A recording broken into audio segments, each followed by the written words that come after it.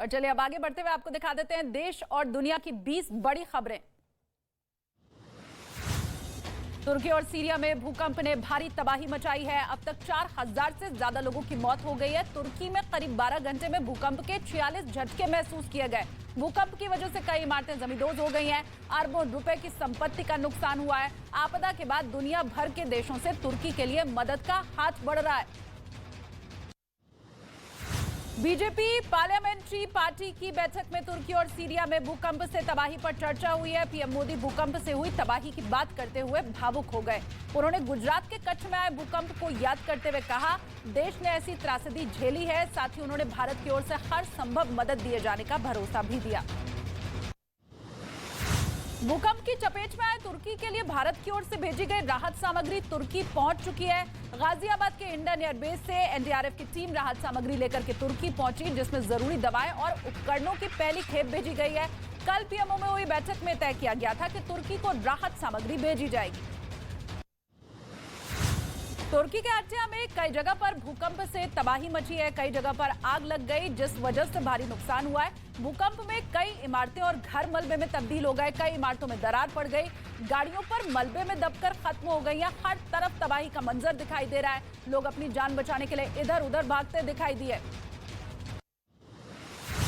Budget के बाद BJP संसदीय दल की पहली बैठक हुई है। बैठक में प्रधानमंत्री मोदी का भव्य स्वागत किया गया। साथ ही शानदार बजट पेश करने के लिए वित्त मंत्री निर्मला सीतारमण को भी सांसदों ने सम्मानित किया। पीएम मोदी बैठक की अध्यक्षता करते दिखाई दिए। बैठक में बजट समेत दूसरे जरूरी मुद्दों के ऊपर चर्चा की गई। बैठक में बीजेपी के सभी सांसद मौजूद रहे। संसद के दोनों सदनों में आज भी विपक्ष का हंगामा हुआ, जिसके बाद 12 बजे तक के लिए लोकसभा और राज्यसभा की कार्यवाही को स्थगित कर दिया गया।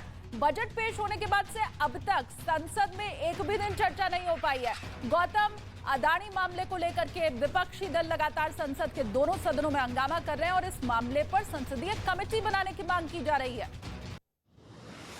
रक्षा मंत्री राजनाथ सिंह त्रिपुरा में बीजेपी उम्मीदवारों के लिए चुनाव प्रचार करेंगे। रक्षा मंत्री उनाकोटी और पश्चिम त्रिपुरा में विजय संकल्प रैलियों को भी संबोधित करेंगे। त्रिपुरा में 60 विधानसभा सीटों पर 16 फरवरी को वोट डाले जाएंगे। बीजेपी ने राज्य की 55 सीटों पर अपने उम्मीदवार खड़े किए हैं।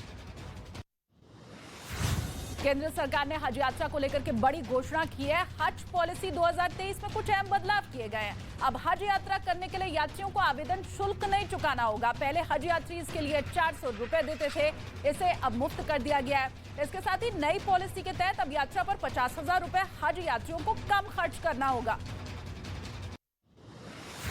एयरक्राफ्ट कैरियर आईएनएस विक्रांत पर पहली बार मिग-29 ने लैंडिंग की है। नौसेना के पायलटों ने मिग-29 को आईएनएस विक्रांत पर सफलतापूर्वक लैंड कराया।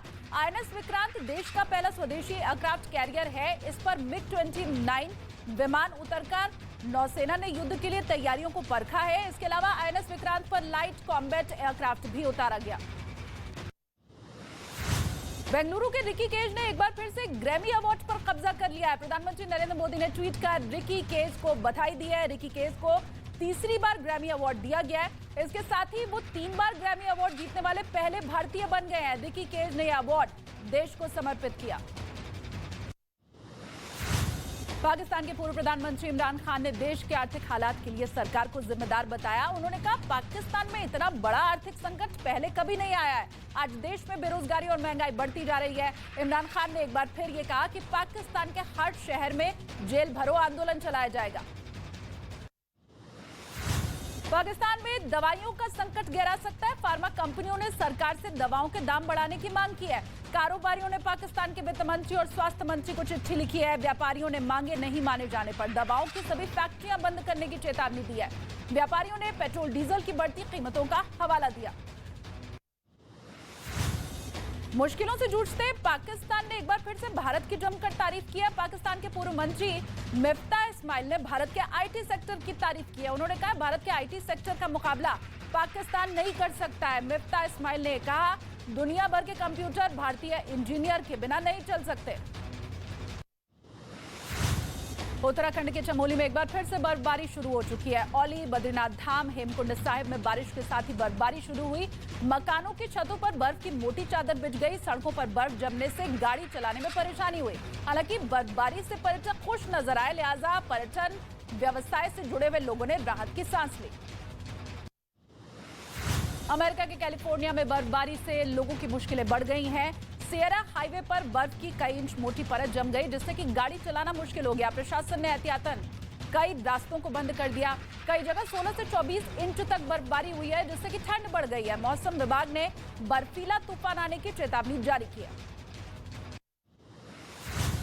दक्षिण अमेरिकी देश पेरू में बारिश के जमीन खिसकने से भारी तबाही हुई है, जिससे कि 36 लोगों की जान चली गई। तबाही के बाद प्रशासन ने लोगों के साथ मिलकर रेस्क्यू अभियान चलाया। बताया जा रहा है कि तबाही की वजह से 600 से ज्यादा मकानों को भारी नुकसान पहुंचा है। इसके अलावा कई पुल और सड़कें तबाह हो गए हैं, जिससे कि लोगों तक मदद पहुंचाना मुश्किल हो गया। उत्तर प्रदेश के गाजियाबाद में सड़क पर हथियार लहराकर डांस करना कुछ लड़कों को भारी पड़ गया। इंदिरापुरम पुलिस ने इस मामले में 5 आरोपियों को गिरफ्तार किया है। इनके पास से पुलिस ने हथियार भी जब्त किए हैं। दरअसल कुछ लड़के का गले में हथियार लटका करके डांस करता वीडियो सोशल मीडिया पर वायरल हुआ था, जिसके बाद पुलिस ने कार्रवाई की। जोधपुर में बदमाशों ने फिल्मी स्टाइल में 2,61,000 की लूट की घटना को अंजाम दिया। ये पूरी वारदात सीसीटीवी में रिकॉर्ड हो गई।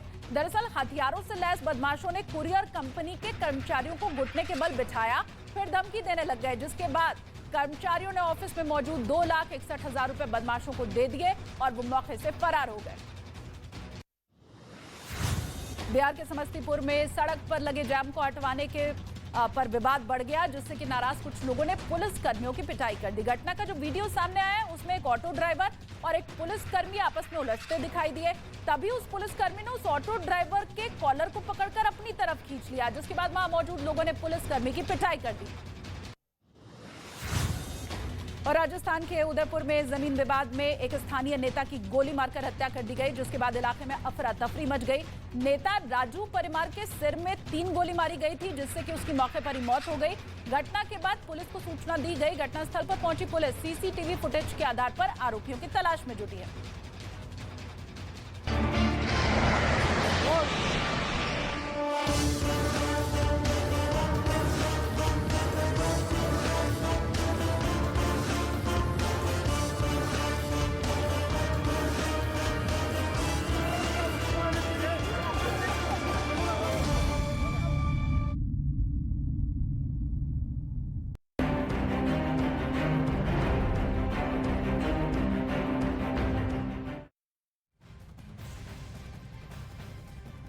वैसे तो पाकिस्तान खुद को तुर्की का दोस्त बताता है, लेकिन मुसीबत और तकलीफ की इस घड़ी में भारत तुर्की के साथ खड़ा है और इस त्रासदी से निपटने के लिए हर संभव मदद के लिए भारत पूरी तरह से तैयार है।